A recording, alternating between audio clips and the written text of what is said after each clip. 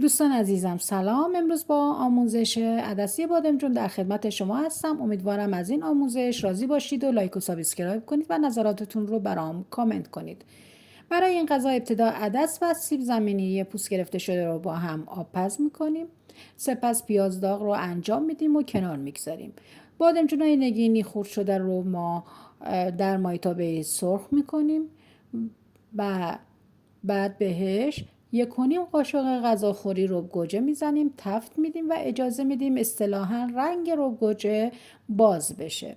سپس به این مواد ما فلفل سیاه، پودر زنجبیل، پودر دارچین و پودر سیر و نمک اضافه میکنیم و این ادویه ها رو با بادمجون ها تفت میدیم و بعدش 1.5 قاشق غذاخوری رب انار اضافه میکنیم و با حرارت ملایم تفت میدیم و اجازه میدیم مزه ها به خورده هم برن و این مواد رو ما به قابلمه عدسمون اضافه میکنیم و اجازه میدیم نیم ساعت با هم بپزن.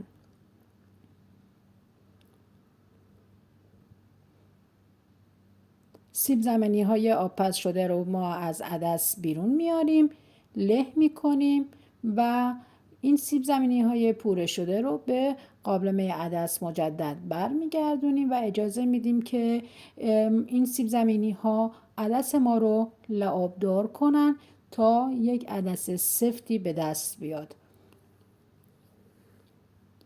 مثل این تصویر.